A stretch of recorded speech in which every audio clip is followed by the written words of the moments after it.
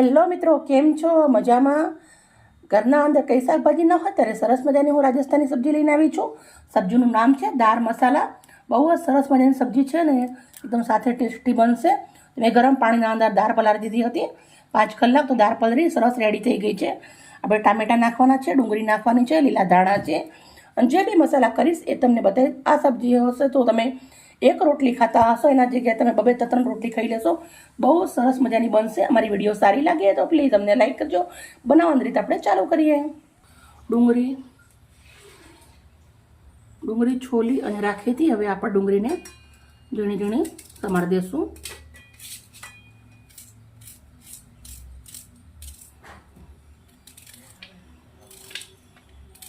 આ બધું તમે સમારી પહેલાંથી રાખો, વિડીયો ફટાફટ બની જાય છે. એટલે હું પહેલાં થોડી ઘણી તૈયારી પહેલાંથી કરીને જ રાખું છું, આપણું કામ જલ્દી થઈ જાય.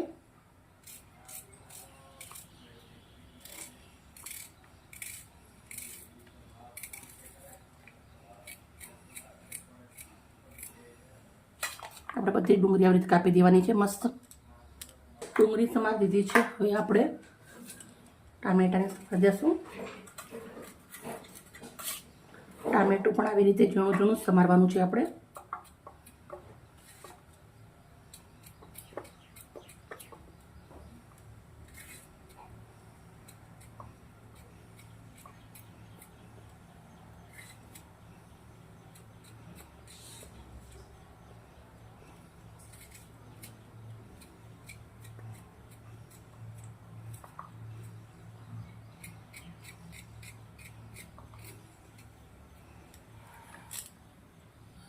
ટામેટું ડુંગળી રેડી થઈ ગયું છે. તો હવે મસાલો રેડી કરવાનો છે. તો લાલ મરચું લઉં છું. આ થોડી દાળ તીખી આવે છે રાજસ્થાની. 1.5 ચમચી મરચું, 1/2 ચમચી હળદર, પછી 1/2 ચમચી મીઠું, થોડી કેવી હિંગ,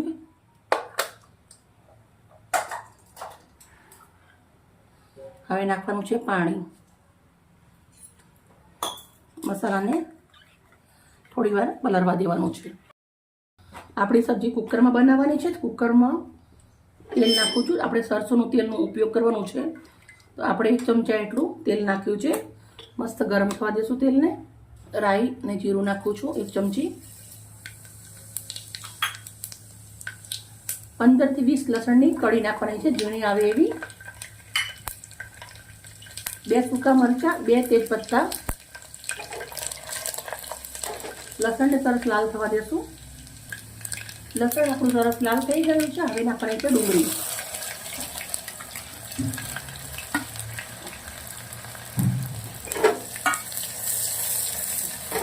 ડુંગળીને સરસ સંતરાવા દઈશું તેલના અંદર, પિંક કલરની થાય ત્યાર સુધી.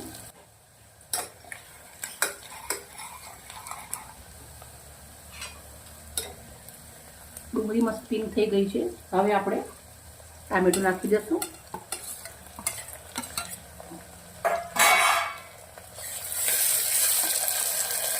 ટામેટાને 2 મિનિટ સંતરાવા દઈશું. ટામેટું સંતરાઈ ગયું છે. હવે આપણે આ જે મસાલો પલાળ્યો હતો એ પણ મસ્ત ફૂગાઈ ગયો છે. જુઓ તમે, એ આપણે મસાલો નાખી દઈશું.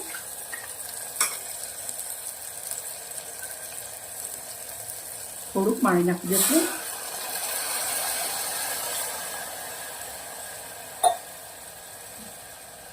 ટોટલ મસાલા સુધી 2 વાટકી જેટલું આપણે પાણી રેડ્યું છે.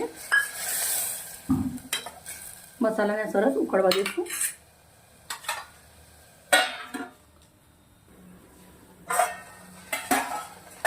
મસાલો સરસ ઉકળી ગયો છે. હવે આપણે દાળ નાખી દેવાની છે.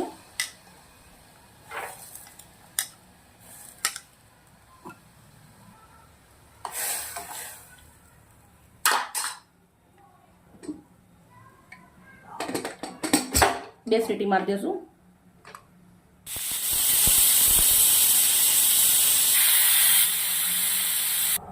બે સીટી પડી ગઈ છે. ગેસ બંધ કરી દઉં છું. હવા નીકાળી દઈશું.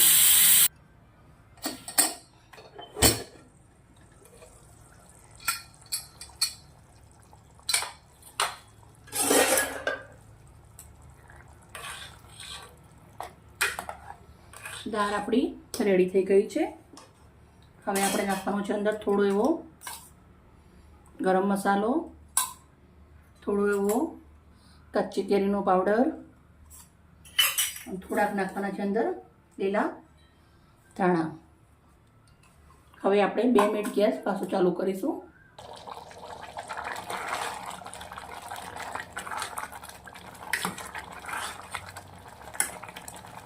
થોડી વાર આવી રીતે પાકવા દેશું આપણે 2 મિનિટ.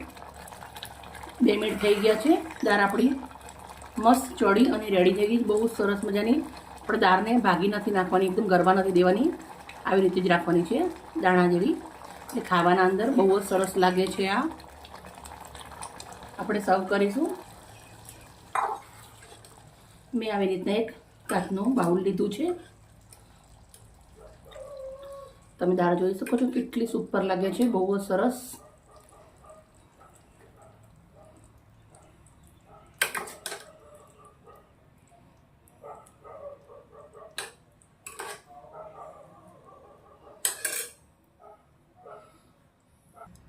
થોડાક એવા ધાણાના પાંદડા નાખી દઈશ.